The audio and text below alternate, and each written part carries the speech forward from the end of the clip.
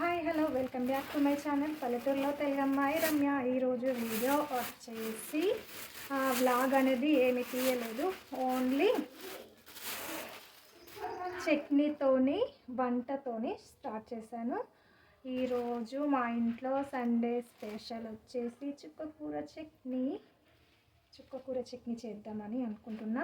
చాలా రోజులు అయిపోయింది చుక్కకూర చట్నీ చేసి, అందుకని ఈరోజు చుక్కకూర చట్నీ చేద్దామని నా స్టైల్లో ఎలా ఉంటుందో అనేది ఈ వీడియోలో చూసేయండి. లాస్ట్ వరకు వీడియో చూసి లైక్ చేయండి, షేర్ చేయండి, సబ్స్క్రైబ్ చేయడం మాత్రం అస్సలు మర్చిపోకండి.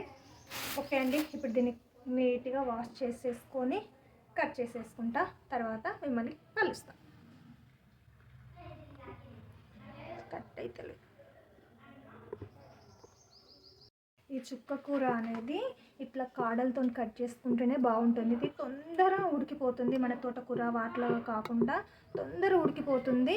అలా ట్రై చేయండి. ఇప్పుడు మొత్తం అలానే కట్ చేస్తాను, లాస్ట్ వరకు చూడండి. ఇప్పుడు పచ్చిమిర్చి ఇవన్నీ కట్ చేసేసుకున్నాను. ఇప్పుడు స్టవ్ ఆన్ చేసి ఆయిల్ వేసుకొని మిరపకాయలు వేసుకొని ఫస్ట్ పల్లీలు నువ్వులు వేసుకొని స్టార్ట్ చేయాలి. ప్యాన్ పెట్టాను, ఆయిల్ వేసేసుకుందాం.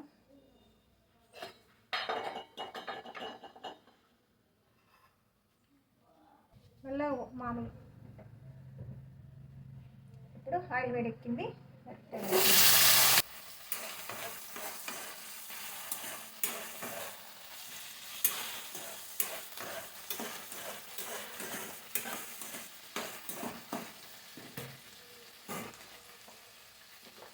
సాల్ట్ మొత్తం ఆ కర్రీలో అది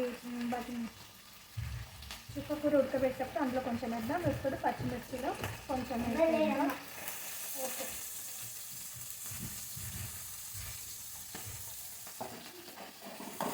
కొంచెం అయితే వేసేస్తా. సాల్ట్ మాత్రం మేము అంటే ఇందులో ఎండుమిర్చి కూడా వేసుకోవచ్చు, మాకు ఎండుమిర్చి ఏమి లేవు, అందుకనే పచ్చిమిర్చి వేస్తూ ఉన్నాను. మేము కొంచెం స్పైసీగానే తింటాము.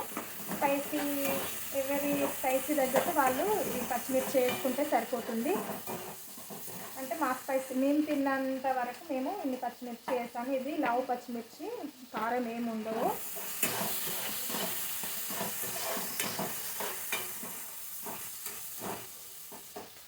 ఇందులోకి కొన్ని పల్లీలు కూడా వేస్తూ ఉన్నాను, టేస్ట్ బాగుంటుంది అని.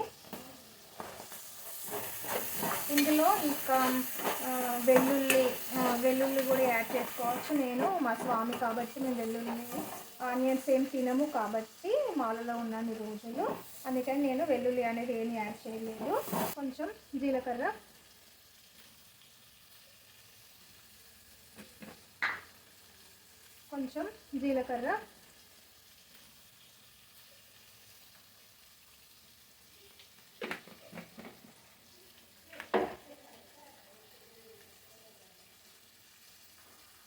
కరివేపాకు కూడా ఇందులోనే యాడ్ చేసేయండి. మళ్ళీ పోపులో కూడా యాడ్ చేసుకోవచ్చు. ఫస్ట్ అయితే ఇందులో ఒక 2-3 రెమ్మలు యాడ్ చేస్తే బాగుంటుంది, అందుకని ఒక 2-3 రెమ్మలు యాడ్ చేస్తాను. మళ్ళీ పోపు పెట్టుకునేటప్పుడు కూడా అందులో కూడా మళ్ళీ యాడ్ చేసుకోవాలి.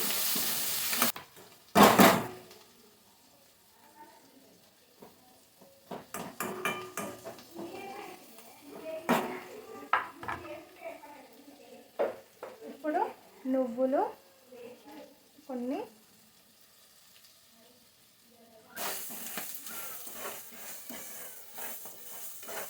చట్నీ మాత్రం బాగుంటుంది.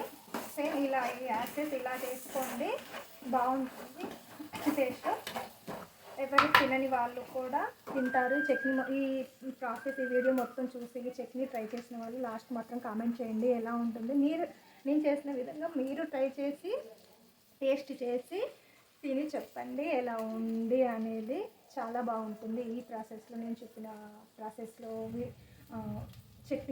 చుక్కకూర చట్నీ చేసుకుంటే మాత్రం చాలా బాగుంటుంది.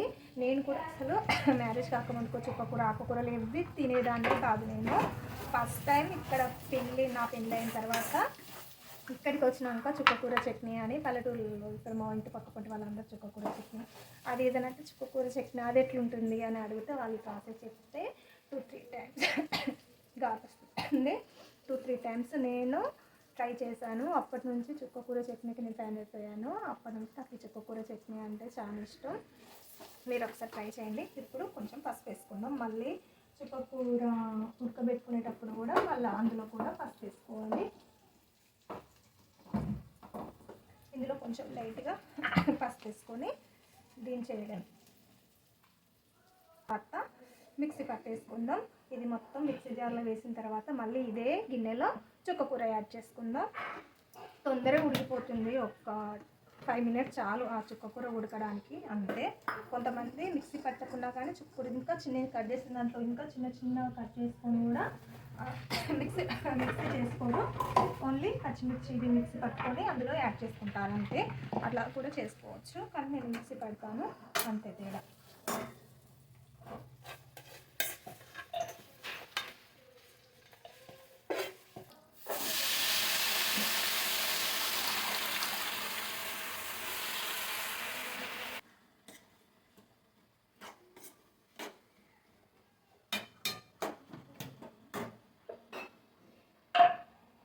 సాల్ట్ పచ్చిమిర్చి దాంట్లో వేసాను కదా, దీంట్లో కొంచెం లిటిల్ బిట్ కొంచెం యాడ్ చేసుకుంటా ఉన్నాను. కొంచెం చింతపండు వేద్దాం. ఎట్లాగో చుక్కకూర అనేది ఎట్లాగో పులిపే ఉంటుంది. కాకపోయినా మనం కొంచెం చింతపండు కొంచెం చింతపండు వేసినామంటే బాగుంటుంది. అంతే ఇంతే చింతపండు, చిన్న నిమ్మకాయ అంత చింతపండు అంతే. చూసారా ఆల్మోస్ట్ ఇది ఉడకడానికి వచ్చింది కూడా చుక్కకూర. కాకపోతే ఇందులో వాటర్ అనేది ఉంటుంది కదా, ఆ వాటర్ మొత్తం ఇంకే అంతవరకు మనం స్టవ్ మీదనే పెట్టుకొని ఉంచుకుంటే తొందరగా ఈజీగా అయిపోతుంది. ఘాటు పచ్చిమిర్చి ఘాటు అందుకే దగ్గు వస్తూ ఉంది. అక్కడ మా పిల్లలు కూడా దగ్గుతూ ఉన్నారు.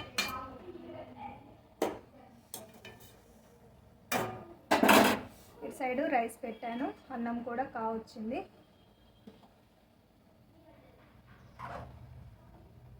ఇది దగ్గరికి వచ్చింది, అయిపోయింది. ఇప్పుడు గ్యాస్ ఆఫ్ చేసేద్దాం, అయిపోతుంది. కొంచెం చల్లారిన తర్వాత మిక్సీ పట్టుకుందాం, సరిపోతుంది. ఇక్కడ మాకు ముందర గొర్రెలు పోతూ ఉన్నాయి, అవుపడుతున్నాయా, గొర్రెలు పోతూ ఉన్నాయి అందుకే సౌండ్. స్టవ్ ఆన్ చేసి ఇప్పుడు పోపుకు చట్నీకి సరిపడంత పోపుకి మనం ఆయిల్ వేసుకోవాలి.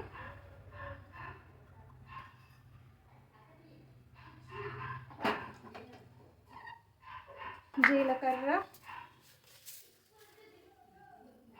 నేను కొంచెం ఎక్కువనే వేసుకుంటా ఉన్నాను, అందులో వేసుకున్నా. ఇందులో కూడా ఒక స్పూన్ వేసుకున్నాను.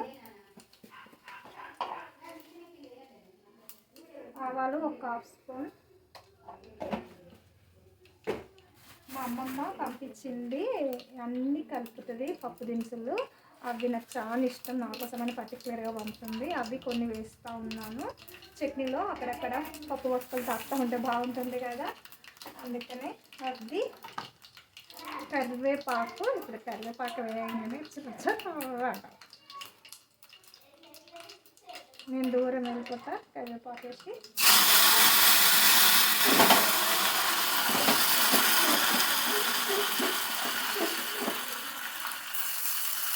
కొత్తిమీర, అవి గోలేలోపు మనం చట్నీని ఒక గిన్నెలో తీసేసుకుందాం.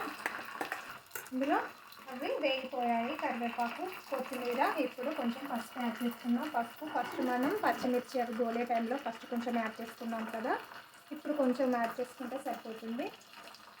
ఒక 1/2 స్పూన్ అంతా వేసాను నేను. ఇప్పుడు పసుపు కూడా గోలింది. స్టవ్ ఆఫ్ చేసి పోపు చట్నీలో వేయడం అంతే. చుక్కకూర చట్నీ రెడీ అయిపోయింది, చుక్కకూర చట్నీ. ఓకే అండి, ఈ వీడియో కనుక నచ్చితే లైక్ చేయండి, షేర్ చేయండి, సబ్స్క్రైబ్ చేయడం మాత్రం అసలు మర్చిపోకండి. ఓకే అండి, ఇంతే వీడియో. Bye bye.